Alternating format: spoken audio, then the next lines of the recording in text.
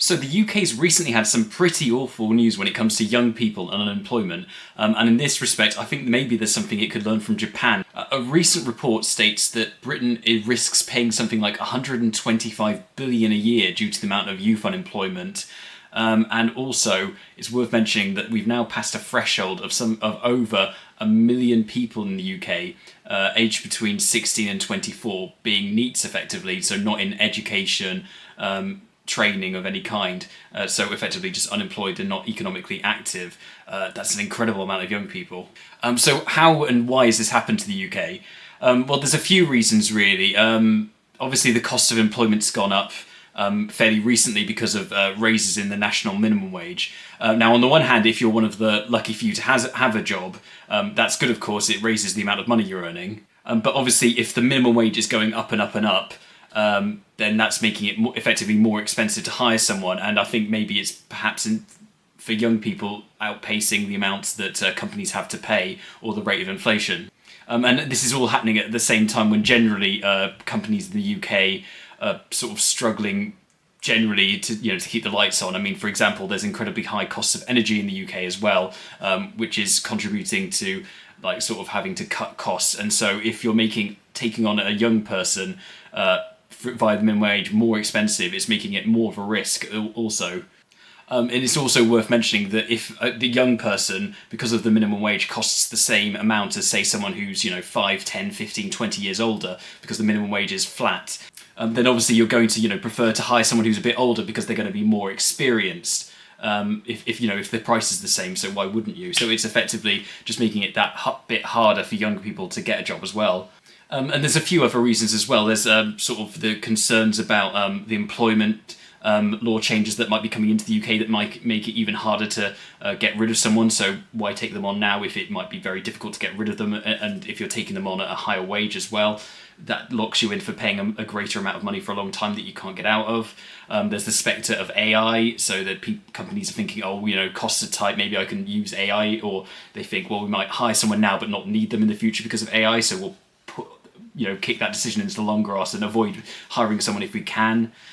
And of course, there's been incredible amounts of immigration to the UK as well. So you could argue that maybe young people are facing effectively more competition for sort of entry-level jobs, graduate jobs, so than they would have in the past when maybe there was less immigration. And so for that reason, that's hitting young people particularly hard, because if you've got an existing job and then immigration carries on, at least you can stay in your current job.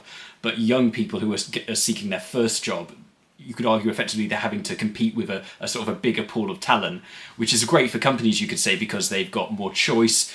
Maybe it pushes the wage they might otherwise pay down a little bit, although I did mention the factor of minimum wage as well. But yeah, generally it gives them a more people maybe to choose from, but it just makes it that bit more competitive for the sort of young employee looking to get their first job. So those are a few reasons among other factors. Now, you might be asking at this point, what on earth does Japan have to do with any of this? Well, in the early sort of 90s, Japan had an incredible economy, a very dominant economy. This was the time of, Japanomics, why your next boss will be Japanese, gung-ho, all that stuff, and people talking about how dominant the Japanese economy was. And it had this sort of incredible booming real estate market in Japan as well, and all the companies in Japan seemed to be doing broadly very well. And then suddenly, at the early 90s, that came to a halt. The real estate bubble burst, and all of a sudden, Japan's economy started to stagnate. And this created a situation where lots of companies were struggling, quite a few went bust, and sort of the larger companies in Japan that carried on sort of were facing more economic hardship, and so they sort of froze hiring, didn't want to hire as much. And this situation carried on through the 90s in Japan and until it sort of, to some extent, recovered. But that created a situation where if you were, say, a new graduate in Japan in the 1990s, coming into a world where previously there'd been a booming economy, there'd been sort of lifetime employment in Japan for many people, and there was sort of all these previously good graduate jobs that you would hope to get into a company, and then you're set for life with like a good salary and chance to progress. All of a sudden, if you're graduating in the 1990s when Japan's economy's crashed effectively, or near crashed, you're really struggling not just to find one of these nice graduate jobs, you're struggling to find any job because the economy's taken this shock. And so this led to a sort of a generation of people in Japan, and they're called basically Japan's employment ice age, or the ice age generation in Japan. And you might think, okay, that's tough for 10 years, but the economy got better and things probably got better for them, right? Well, no, not really, because if, say, you've been having to take sort of part-time work or sort of an entry-level job for 10 years, and then finally a big Japanese company thinks, okay, the economy's better, we'll start hiring some graduates again, are you going to hire someone who's 30 years old, who's been sort of struggling to get a job, and their degree is, as I say, out of date by 10 years, and they're sort of looking to catch up on lost time, and they've sort of effectively just been having to do whatever job they can to get by? Or you're going to hire, a fresh, hungry young graduate who's just come out of university and has a fresh degree? You can see how this creates maybe like a bit of a gap where people before the economic crash in Japan did fine if they could keep their job and they could carry on, and people after, maybe they could get a better job than the people in this sort of gap where they didn't get the initial graduate job or good job, long-term stable job, and they missed out on the chance to ever get one effectively, or to get sort of the progression opportunities, the chance to sort of get into like a good lifetime company, get salary raises, get promoted. Instead, they've just sort of, this Ice Age generation have really struggled compared to their sort of younger and older peers to get a good job, to build up savings, save for the pension, all these things. And so that's created an effect where, as I say, there's this Ice Age generation who just feel like left out, and they've never really been able to get going or catch up with their peers who are younger and older than them. And it's famous Japan for having a bit of a demographic crisis where it's getting older and not as many people are being born.